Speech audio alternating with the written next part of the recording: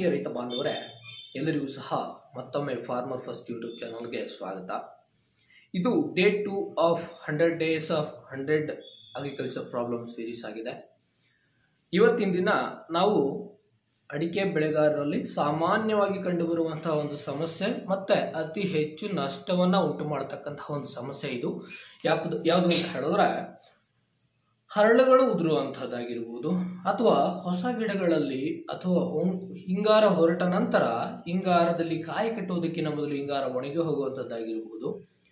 ಹಾಗೇನೆ ಕಾಯಿಗಳು ಕಚ್ಚೋದಿಕ್ಕೆ ನಾವು ಯಾವ ರೀತಿಯಾದಂತಹ ನಿರ್ವಹಣೆಯನ್ನು ತಗೊಳ್ಬೇಕು ಅನ್ನುವಂತಹ 3 ವಿಷಯಗಳ ಬಗ್ಗೆ ಸಂಪೂರ್ಣವಾದಂತಹ ಮಾಹಿತಿಯನ್ನು ಈ ಒಂದು ವಿಡಿಯೋದಲ್ಲಿ ನೋಡೋಣ.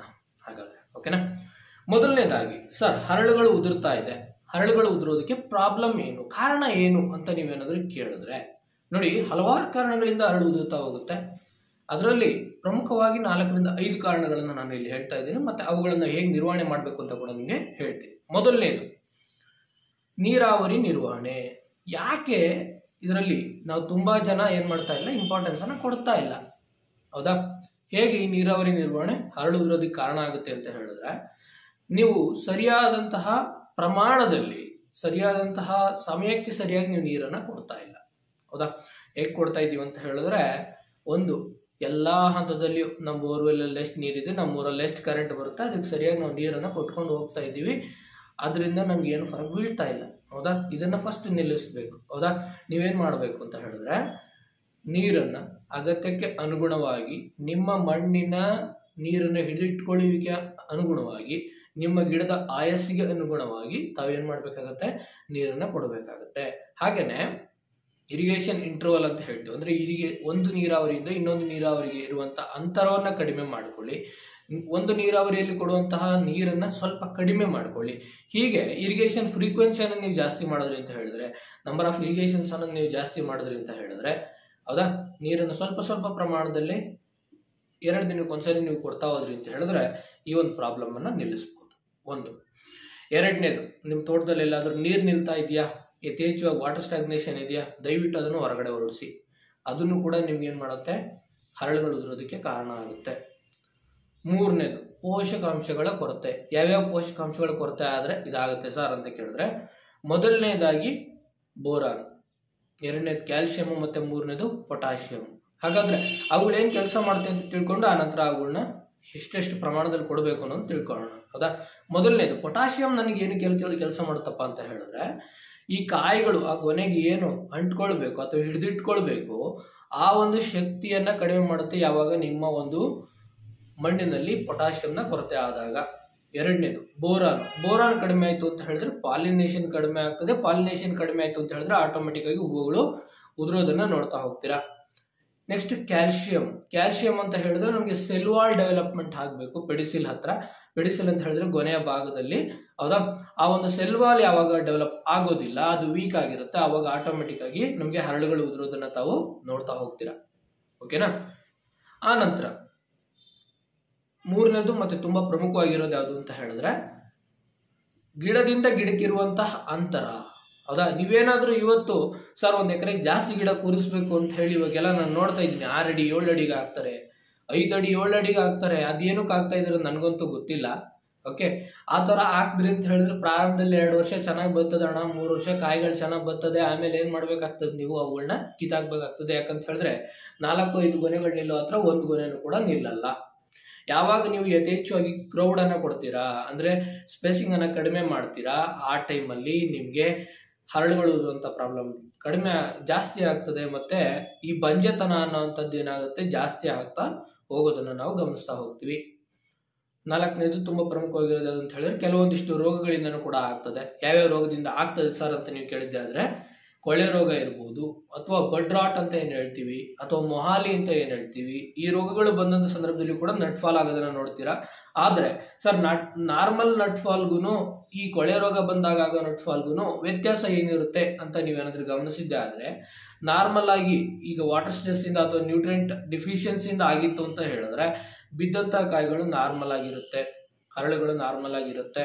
ಅದೇ ನಿಮ್ಗೆ ಏನಾದ್ರು ಕೊಳೆ ರೋಗ ಬಂದ್ಬಿಟ್ಟು ಬಿದ್ದಿತ್ತು ಅಂತ ಹೇಳಿದ್ರೆ ಅವುಗಳನ್ನ ನೀವೇನಾದ್ರೂ ಕೈಯಲ್ಲಿ ಎತ್ಕೊಂಡು ನೋಡಿದ್ರೆ ಸಾಮಾನ್ಯವಾಗಿ ಒದ್ದೆ ಆಗಿರ್ತದೆ. ಮತ್ತೆ ಅದ್ರ ಮೇಲ್ಭಾಗದಲ್ಲಿ ಬಿಳಿ ಬಿಳಿಯಾಗಿ ಪದರಗಳನ್ನ ನೋಡ್ತಾ ಹೋಗ್ತೀರಾ. ಅದನ್ನ ಓಪನ್ ಮಾಡಿ ನೋಡಿದ್ರಿ ಅಂತ ಹೇಳಿದ್ರೆ ಅದ್ರ ಒಳಭಾಗದಲ್ಲಿ ಕೂಡ ಈ ಶಿಲೀಂಧ್ರಗಳ ಒಂದು ದಾರದ ಆಕಾರದಂತ ಬಿಳಿಯ ಒಂದು ಆಕಾರಗಳ ತಾವು ಅಬ್ಸರ್ವ್ ಮಾಡ್ತಾ ಹೋಗ್ಬಹುದು. ಓಕೆನಾ, ಇಷ್ಟು ನಮ್ಗೆ ರೋಗಗಳಿಂದ ಆಯ್ತು. ಹಾಗಾದ್ರೆ ಕೆಲವೊಂದಿಷ್ಟು ಕೀಟಗಳು ಕೂಡ ನಮ್ಗೆ ಈ ಒಂದು ಪ್ರಾಬ್ಲಮ್ ಅನ್ನ ಕಾಸ್ ಮಾಡುತ್ತೆ. ಸರ್ ಹಾಗಾದ್ರೆ ಯಾವುದು ಆ ತರದ ಕೀಟಗಳು ಅಂತ ನೀವೇನಾದ್ರೂ ಕೇಳಿದ್ದಾದ್ರೆ, ಮೊದಲನೇದಾಗಿ ಸ್ಪಿಂಡಲ್ ಬಗ್. ಸಾಮಾನ್ಯವಾಗಿ ಸಣ್ಣ ಗಿಡಗಳಲ್ಲಿ ಯಥೇಚ್ಛವಾಗಿದ್ರೆ ಡ್ಯಾಮೇಜ್ ಅನ್ನು ಕಾಣುತ್ತೆ, ನಾವು ಕೂಡ ಮೈಂಡ್ ಮಾಡೋದಿಲ್ಲ, ಬಿಟ್ಬಿಡ್ತೀವಿ. ಆದ್ರೆ ದೊಡ್ಡ ಗಿಡಗಳಲ್ಲಿ ಯಾವಾಗ ಒಂಬಳೆ ಆಗ್ತಾ ಇರ್ತದೆ ಆ ಒಂದು ಸಂದರ್ಭದಲ್ಲಿ ಸ್ಪಿಂಡಲ್ ಬಗ್ ಡ್ಯಾಮೇಜ್ ಇತ್ತು ಅಂತ ಹೇಳಿದ್ರೆ ಆಟೋಮೆಟಿಕ್ ಆಗಿ ಹರಳುಗಳು ಉದುರುತ್ತೆ. ಓಕೆ, ಅದಾದ ನಂತರ ಇನ್ಫ್ಲೋರೆಸೆನ್ಸ್ ಬೋರರ್ ಅನ್ನುವಂತ ಒಂದು ಕೀಟ ಬರ್ತದೆ, ಅಥವಾ ಇದನ್ನ ಹಿಂಗಾರ ಕೊರಕ ಅಂತಾನು ಕೂಡ ನಾವು ಕನ್ನಡದಲ್ಲಿ ಕರಿತಾ ಹೋಗ್ತೀವಿ. ಇದೇನ್ ಮಾಡುತ್ತೆ, ಒಂಬಾಳೆ ಓಪನ್ ಆಗೋದಕ್ಕಿಂತ ಮೊದಲೇನೆ ಒಂಬಾಳೆ ಒಳಭಾಗದಲ್ಲಿ ಕೂತ್ಕೊಂಡು ಆ ಒಂದು ಕಾಯಿಗಳ ಮೇಲೆ ಆ ಹೂಗಳನ್ನ ಏನ್ ಮಾಡ್ತಾ ಇರುತ್ತೆ, ತಿಂತಾ ಇರುತ್ತೆ. ಯಾವಾಗ ಒಂಬಾಳೆ ಓಪನ್ ಆಗ್ತದೆ, ಓಪನ್ ಆದಾಗ ಆ ಹೂಗಳೆಲ್ಲ ಉದುರೋಗುವಂಥದ್ದನ್ನು ನಾವು ಅಬ್ಸರ್ವ್ ಮಾಡ್ತಾ ಹೋಗ್ತೀವಿ. ಹೌದಾ, ಇಷ್ಟು ಕಾರಣಗಳಾಯ್ತು. ಸರ್ ಹಾಗಾದ್ರೆ ಇದನ್ನ ಮೇಂಟೈನ್ ಮಾಡೋದು ಹೇಗೆ ಅಂತ ನೀವು ಕೇಳಿದ್ದಾದ್ರೆ, ಮೊದಲನೇದು ನೆನ್ಪಿಟ್ಕೊಳ್ಳಿ, ನೀರಾವರಿ ನಿರ್ವಹಣೆ. ನಾನು ಆಲ್ರೆಡಿ ಹೇಳಿದೆ. ಹೌದಾ, ಇರಿಗೇಷನ್ ಇಂಟರ್ವಲ್ ಅಂದ್ರೆ ಒಂದು ಇರಿಗೇಷನ್ ಇಂದ ಇನ್ನೊಂದು ಇರಿಗೇಷನ್ ಇರೋ ಅಂತರನ ಸ್ಟೇಬಲ್ ಆಗಿ ಮೇಂಟೈನ್ ಮಾಡ್ಕೊಂಡು ಹೋಗಿ. 2 ದಿನ ಕೊಡ್ತಾ ಇದ್ದೀರಾ, 2 ದಿನ ಕೊಟ್ಕೊಂಡು ಹೋಗಿ. 3 ದಿನ ಕೊಡ್ತಾ ಇದ್ದೀರಾ, 3 ದಿನ ಕೊಟ್ಕೊಂಡು ಹೋಗಿ. ಒಂದ್ ದಿನಕ್ಕೆ 2 ದಿನ ಕೊಡೋದು, ಇನ್ನೊಂದ್ ದಿನ 4 ದಿನ ಕೊಡೋದು. ಒಮ್ಮೆಗೆ ಉಯಿ ಅಂತ ಹೇಳಿ 4-5 ತಾಸು ನೀರು ಹಾಯಿಸಿ ಬಿಡೋದು, ಆಮೇಲೆ 2-3 ತಾಸು ಒಣೆ ಬಿಡೋದು, 2-3 ದಿನ ಒಣೆ ಬಿಡೋದು. ಆ ತರ ಮಾಡಬೇಡ್ರಿ ಅಷ್ಟೇ. ಓಕೆನಾ, ಇದು ಮೊದಲನೇದು. ಎರಡನೇದು, ಸರ್ ಹಾಗಾದ್ರೆ ಪೋಷಕಾಂಶಗಳು ಯಾವ್ದು ಕೊಡಬೇಕು ಅಂತ ಹೇಳಿದ್ರೆ, ಜನರಲ್ ಆಗಿ 100 ಗ್ರಾಮ್ ಸಾರಜನಕ, 40 ಗ್ರಾಮ್ ಫಾಸ್ಫರಸ್ ರಂಜಕ, 140 ಗ್ರಾಮ್ 140 ಗ್ರಾಮ್ನಷ್ಟು ಪೊಟ್ಯಾಷ್ ಅನ್ನ ಪ್ರತಿ ವರ್ಷ ಪ್ರತಿ ಗಿಡಗಳಿಗೆ ನಾವು ಕೊಡಬೇಕು. ಆದ್ರೆ ಇದು ಥಂಬ್ ರೂಲು. ಓಕೆನಾ, ನಿಮ್ಮ ನೆಲದ ಆಧಾರದ ಮೇಲ್ಗಡೆ ನೀವು ಮಣ್ಣಿನ ಪರೀಕ್ಷೆಯನ್ನ ಮಾಡಿಸ್ಕೊಂಡು ತಾವೇನ್ ಮಾಡ್ಬೇಕಾಗತ್ತೆ, ಈ ಗೊಬ್ಬರವನ್ನ ಕೊಡ್ಬೇಕಾಗತ್ತೆ. ಯಾಕಂತ ಹೇಳಿದ್ರೆ ನಿಮ್ಮ ಮಣ್ಣಲ್ಲಿ ಆಲ್ರೆಡಿ ಪೋಷಕಾಂಶಗಳ ಕೊರತೆ ಇತ್ತು ಅಂತ ಹೇಳಿದ್ರೆ, ನೀವು ಇದೇ ನ್ಯೂಟ್ರಿಯೆಂಟ್ಸ್ ಅನ್ನ ಕೊಟ್ರಿ ಅಂತ ಹೇಳಿದ್ರೆ ಮತ್ತೆ ಕೊರತೆ ಕಾಣಿಸ್ತಾ ಇರುತ್ತೆ. ಅಥವಾ ನಿಮ್ಮ ಮಣ್ಣಲ್ಲಿ ಯಾವ್ದಾದ್ರು ಒಂದು ಪೋಷಕಾಂಶ ಜಾಸ್ತಿ ಇತ್ತು ಅಂತ ಹೇಳಿದ್ರೆ, ಆಗ ಇಷ್ಟೇ ಪ್ರಮಾಣದ ಪೋಷಕಾಂಶಗಳನ್ನು ತಾವು ಕೊಟ್ರಿ ಅಂತ ಹೇಳಿದ್ರೆ ಅದರ ಟಾಕ್ಸಿಸಿಟಿ ಅಥವಾ ಸೈಡ್ ಎಫೆಕ್ಟ್ ಅನ್ನ ತಾವು ನೋಡ್ತಾ ಹೋಗ್ತೀರಾ. ಅದಕ್ಕೆ ಅವಕಾಶವನ್ನು ಮಾಡ್ಕೊಡೋದು ಬೇಡ. ಓಕೆನಾ, ಹಾಗೇನೆ ಮೈಕ್ರೋ ನ್ಯೂಟ್ರಿಯೆಂಟ್ಸ್, ಜಿಂಕ್ 10ರಿಂದ 15 ಗ್ರಾಮು ಪ್ರತಿ ಗಿಡಕ್ಕೆ ನಾವು ಕೊಡಬೇಕಾಗತ್ತೆ ಪ್ರತಿ ವರ್ಷ. ಅದನ್ನು ಸಾಧ್ಯ ಆದಷ್ಟು 2 ಸ್ಪ್ಲಿಟ್ ಅಲ್ಲಿ ಕೊಡುವಂಥದ್ದು ತುಂಬಾ ಒಳ್ಳೆಯದು. ಓಕೆ, ಹಾಗೇನೆ ಬೋರಾನ್ ಆಯ್ತಲ್ವ, ಈಗ ಜಿಂಕ್ ಬೋರಾನ್. ಬೋರಾನ್ 10ರಿಂದ 15 ಗ್ರಾಮು, ಜಿಂಕ್ ನಿಮ್ಗೆ ಆನ್ ಎನ್ ಆವರೇಜ್ 10ರಿಂದ 20 ಗ್ರಾಮ್ ತನಕ ನೀವೇನ್ ಮಾಡ್ಬೋದು, ಜಿಂಕ್ ಅನ್ನು ಕೂಡ ಕೊಡಬಹುದು. ಇವೆಲ್ಲವೂ ಕೂಡ ಸೇರಿರ್ತಕ್ಕಂಥ ಯಾವ್ದಾದ್ರು ಒಂದು ಮೈಕ್ರೋ ನ್ಯೂಟ್ರಿಯೆಂಟ್ ಮಿಕ್ಸ್ಚರ್ ಅನ್ನ ಪ್ರತಿ ಗಿಡಕ್ಕೆ, ಫಲವನ್ನು ಕೊಡ್ತಾ ಇರ್ತಕ್ಕಂಥ ಗಿಡಗಳಿಗೆ 100 ಗ್ರಾಮ್ ಪ್ರತಿ ಗಿಡಕ್ಕೆ 1 ವರ್ಷಕ್ಕೆ ತಾವು ಕೊಡಬಹುದು. ಸಾಧ್ಯ ಆದಷ್ಟು 2 ಸ್ಪ್ಲಿಟ್ ಅಲ್ಲಿ ಕೊಡಿ ಅನ್ನೋದು ನನ್ನ ಒಂದು ಮನವಿ. ಓಕೆನಾ, ಹಾಗೇನೆ ಕೊಳೆ ರೋಗ ಅದನ್ನ ಕಂಟ್ರೋಲ್ ಮಾಡಬೇಕು ಅಂತ ಹೇಳಿದ್ರೆ ಏನ್ ಮಾಡಬೇಕು, ತಾವು ಮುಂಗಾರು ಪ್ರಾರಂಭ ಯಾವಾಗ ಆಗ್ತದೆ ಆ ಸಂದರ್ಭದಲ್ಲಿ ತಾವೇನ್ ಮಾಡಬೇಕು, 1% ಬೋಡೋ ದ್ರಾವಣವನ್ನು ಸಿಂಪಡಣೆ ಮಾಡೋದನ್ನ ಸ್ಟಾರ್ಟ್ ಮಾಡ್ಕೊಳ್ರಿ. 30ರಿಂದ 40 ದಿನಕ್ಕೆ ಒಂದು ಸ್ಪ್ರೇಯನ್ನ ಕೊಡೋದನ್ನ ಅಭ್ಯಾಸ ಮಾಡ್ಕೊಳ್ಳಿ. ಒಂದು. ಎರಡನೇದು, ನೀವು ಮೆಟ್ಲಾಕ್ಸಿಲ್ ಪ್ಲಸ್ ಮ್ಯಾಂಕೋಸೆಬ್ 3 ಗ್ರಾಮ್ ಪ್ರತಿ ಲೀಟರ್ ನೀರಿಗೆ ಹಾಕೊಂಡು ಸಿಂಪಡಣೆಯನ್ನ ಕೊಡ್ತಾ ಹೋಗಿ. ಇದನ್ನು ಕೂಡ ಅಷ್ಟೇನೆ 30ರಿಂದ 45 ದಿನಗಳಿಗೆ ಒಂದು ಸ್ಪ್ರೇಯನ್ನ ನಾವು ಕೊಡ್ಲೇಬೇಕು. ಓಕೆ, ಹಾಗಾದ್ರೆ ಕೀಟದಿಂದ ಬರುವಂತ ಪ್ರಾಬ್ಲಮ್ ಅನ್ನ ಹೇಗೆ ಸರ್ ಕಡಿಮೆ ಮಾಡ್ಕೊಳ್ಬೇಕು ಅಂತ ಕೇಳಿದ್ರೆ, ಇಮಿಡಾಕ್ಲೋಪ್ರಿಡ್ 0.25 ಗ್ರಾಮ್ 1/4 ml ಪ್ರತಿ ಲೀಟರ್ ನೀರಿಗೆ ಹಾಕೊಂಡು ಹಿಂಗಾರ ಯಾವಾಗ ಓಪನ್ ಆಗ್ತಾ ಇರ್ತದೆ ಆ ಸಂದರ್ಭದಲ್ಲಿ ಸಿಂಪಡಣೆ ಮಾಡ್ಕೊಳ್ಳಿ. ಒಂದು. ಅಥವಾ ಥೈಮೆಥಾಕ್ಸಾಮ್ ಅಂತ ಬರ್ತದೆ, ಅದನ್ನು ಕೂಡ ಅಷ್ಟೇನೆ 0.25 ಗ್ರಾಮು ಪ್ರತಿ ಲೀಟರ್ ನೀರಿಗೆ ಹಾಕೊಂಡು ಸಿಂಪಡಣೆಯನ್ನ ಮಾಡ್ಕೊಳ್ಳಿ. ಓಕೆ, ಈ ರೀತಿಯಾಗಿ ಸಿಂಪಡಣೆ ಮಾಡ್ಕೊಳ್ಳೋದ್ರಿಂದ ಆ ಹುಳದಿಂದ ಆಗುವಂತಹ ಪ್ರಾಬ್ಲಮ್ ಅನ್ನು ಕೂಡ ನಾವೇನ್ ಮಾಡ್ಬೋದು, ತಪ್ಪಿಸಬಹುದು. ಓಕೆನಾ, ಇಷ್ಟು ನಮ್ಗೆ ಈ ಕಾಯಿಗಳು ಅಥವಾ ಹರಳುಗಳು ಉದುರೋದಕ್ಕೆ ಇರುವಂತಹ ಪ್ರಾಬ್ಲಮ್ಗೆ ಸೊಲ್ಯೂಷನ್ ಇದೆ. ಹೌದಾ, ಹಾಗೆ ಸ್ವಲ್ಪ ಮುಂದುವರೆದು ನೋಡೋಣ. ಸರ್ ಹಿಂಗಾರಗಳು ಏನೋ ಆಗ್ತಾ ಇದೆ, ಬರ್ತಾ ಇದೆ ಸರ್, ಆದ್ರೆ ಏನಾಗ್ತಾ ಇದೆ, ಒಣಗೋಗ್ತಾ ಇದೆ ಅನ್ನೋಂಥ ತುಂಬಾ ಜನರ ಪ್ರಾಬ್ಲಮ್. ಹೌದಾ, ಅದಕ್ಕೆ ನಾವೇನ್ ಮಾಡ್ಬೋದು ಅಂತ ಹೇಳಿದ್ರೆ, ಮೊದಲನೇದು ಅದಕ್ಕೆ ಕಾರಣ ಏನು ಅನ್ನೋದು ತಿಳ್ಕೊಳ್ಳೋಣ. ಹೌದಾ, ಮೊದಲನೇದು ಕಾರಣ ಏನಪ್ಪಾ ಅಂತ ಹೇಳಿದ್ರೆ, ನಾನು ಆಲ್ರೆಡಿ ಹೇಳಿದೆ, ಒಂಬಾಳೆ ಬೆಳವಣಿಗೆ ಸಮಯದಲ್ಲಿ ವಾಟರ್ ಸ್ಟ್ರೆಸ್ ಆಗುವಂಥದ್ದು, ನೀರಿನ ಪ್ರಮಾಣ ಕಡಿಮೆ ಆಯಿತು ಅಂತ ಹೇಳಿದ್ರೆ ಆಗುತ್ತೆ. ಅದಕ್ಕೆ ಸರಿಯಾಗಿ ನೀರಿನ ನಿರ್ವಹಣೆ ಮಾಡಿಕೊಳ್ಳಿ. ಎರಡನೇದು ಪೋಷಕಾಂಶಗಳ ಕೊರತೆ.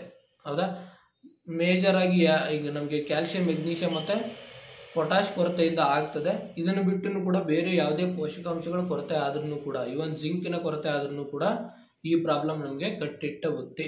ಓಕೆನಾ.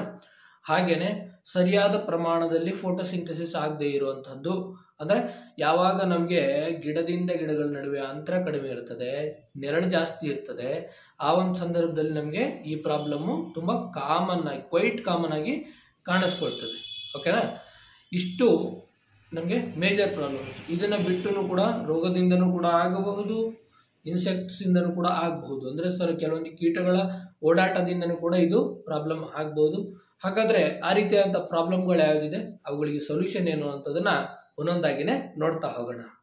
ಕೂಡ ತಾವು ತಿಳ್ಕೊಂಡ್ರಿ, ಬಡ್ರಾಟ್ ಆಗಿರ್ಬೋದು ಅಥವಾ ನಮಗೆ ಈ ಇನ್ಫ್ಲೋರೆಸೆನ್ಸ್ ಬೋರರ್ ಅನ್ನುವಂಥ ಒಂದು ಕೀಟ ಏನು ಬರುತ್ತೆ, ಅವುಗಳ ಬಾಧೆ ಇದ್ದಾಗಲೂ ಸಹ ಸಾಮಾನ್ಯವಾಗಿ ಗೊನೆ ಹೊರಟಂಥದ್ದು ಕಾಯಿ ಕಚ್ಚೋದಕ್ಕಿಂತ ಮೊದಲೇನೆ ಒಣಗೋಗಂಥದ್ದನ್ನ ಅಬ್ಸರ್ವ್ ಮಾಡ್ತಾ ಹೋಗ್ತೀರಾ.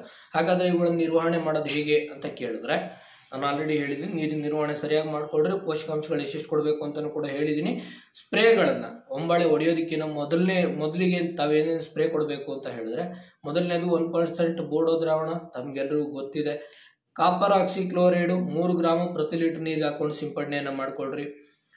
ಮೂರನೇದು ಮೆಟ್ಲಾಕ್ಸಿಲ್ ಪ್ಲಸ್ ಮ್ಯಾಂಕೋಸೆಬ್ 2 ಗ್ರಾಮ್ ಪ್ರತಿ ಲೀಟರ್ ನೀರಿಗೆ ಹಾಕೊಂಡು ಸ್ಪ್ರೇ ಅನ್ನ ಮಾಡ್ಕೊಳ್ಳಿ.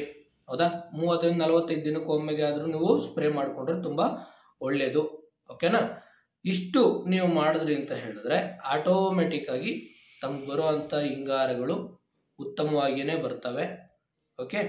ಇದಾದ ನಂತರ ತುಂಬಾ ಜನ ರೈತರುಗಳು ಕೇಳುವಂತ ಪ್ರಶ್ನೆ, ಸರ್ ಕಾಯಿ ಹಿಡ್ಕೊಳ್ಳೋದಿಕ್ಕೆ ಏನಾದರೂ ಮಾಡಬಹುದಾ, ಏನಾದರೂ ಮಾಡಿದ್ರೆ ಕಾಯಿ ಚೆನ್ನಾಗಿ ಹಿಡ್ಕೊಳ್ಳುತ್ತಾ ಅನ್ನೋಂಥ ಒಂದು ಪ್ರಶ್ನೆ ಇದೆ. ಹೌದಾ. ಹೌದು, ಖಂಡಿತವಾಗಿಯೂ ಅದ್ರ ಮೇಲೆ ನಾವು ಕೆಲಸ ಮಾಡಬಹುದು. ಕಾಯಿಗಳು ನಿಲ್ಲೋದಕ್ಕೆ ನಾವು ಸಹಾಯವನ್ನು ಮಾಡಬಹುದು. ಹೇಗೆ ಅಂತ ಹೇಳಿದ್ರೆ ಸಿಂಪಲ್ಲು, ಪೋಷಕಾಂಶಗಳ ನಿರ್ವಹಣೆ ಮತ್ತೆ ಹೇಳೋದಿಲ್ಲ ನಾನು, ಆಯ್ತಾ. ಅವುಗಳನ್ನ ನನಗೇನು ಹೇಳಿದ್ದೀನಿ ಅದೇ ಪೋಷಕಾಂಶ ನಿರ್ವಹಣೆಯನ್ನು ತಾವು ಮೇಂಟೈನ್ ಮಾಡಿಕೊಂಡ್ರೆ ಸಾಕು.